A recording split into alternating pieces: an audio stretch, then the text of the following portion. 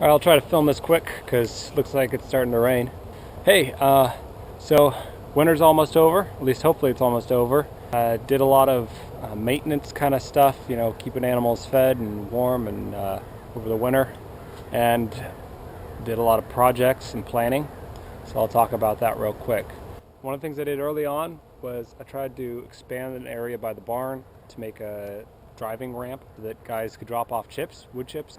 So I put down a bunch of timbers and then lashed them together using cable rope. But those trucks are pretty rough on whatever they drive over, so it was kind of like a one-time use. So I think next year I'll just put in a gravel pad there. But the tractor can use it, so that makes it nice because I can kind of use it as a turnaround area with the tractor without having to worry about getting stuck. And let's see some other things. I put rolling doors, sliding doors on the greenhouses. So the reason for that was to, keep the greenhouses warmer, keep animals in, and also just with the general aesthetic of it, they look a lot nicer than the old doors we had. Because I've tried a couple different ones. One where it's just on a hinge, and those always seem to break. High winds just blow them open. They get destroyed pretty quickly.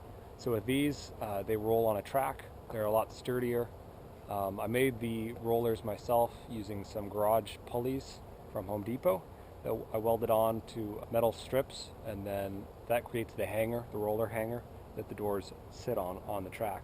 And the track's just made out of some thin wood lath. So got those done. Also, another big thing is right now I'm kind of ramping up for spring, getting ready for the coming season and trying a new brooder design this year. Last year I had the greenhouse brooders, and those worked pretty well, but it was too big. I needed something smaller because with the big greenhouse, it was always had chickens in it. It was hard to clean out, hard to manage, and had some predation problems with rats getting in there.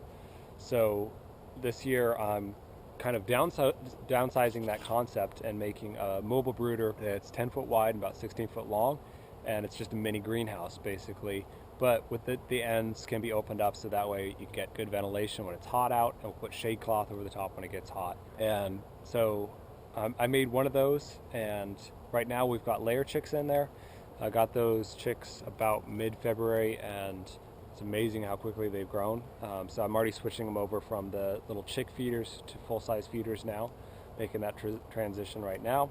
And I'm making some more brooders because so far that design's worked really well. We've only lost a couple chicks, and that wasn't really due to a design fault in the brooder.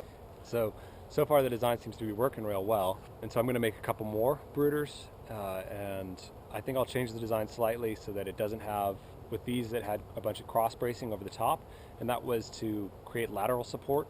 And I think that's not really necessary because it's not very long. If it was longer, then it would need that, and I'm going to try and see if it's short enough, because it saves a lot of time and a lot of hassle of bolting all those together, all those cross pieces. See what else. A lot of it's just been planning, and getting pigs is one other thing I've been up to.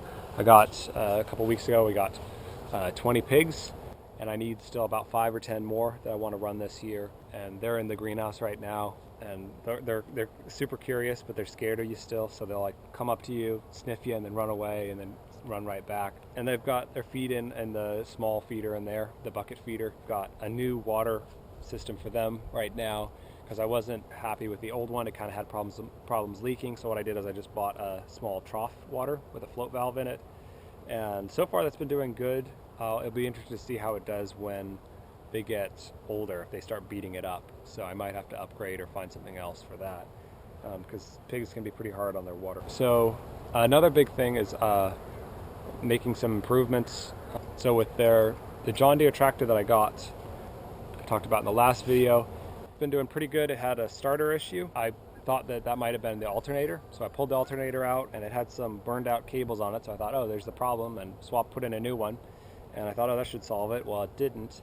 And so I talked with a mechanic friend of mine, and he thought he gave me some pointers to troubleshoot it, and figured out that the field wasn't being energized, and so I think I just had installed it wrong.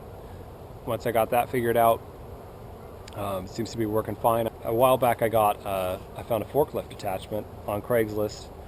It seemed like it was a good deal at the time. When I brought it home, I hooked it up and tried to test it out, and it was just hydraulic fluid just everywhere. There was big leaks in the hoses, holes in the hoses had been left out in the sun, had been weathered.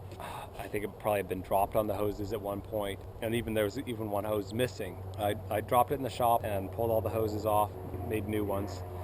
And so I'll put those in here soon and try them out, and hopefully they work. Hopefully that fixes it. So things are starting to ramp up. Hopefully I can create some more videos in the future here, keep you guys up to date with what's going on the farm. Got big plans for this year. It's going to be exciting. All right. Thanks for watching.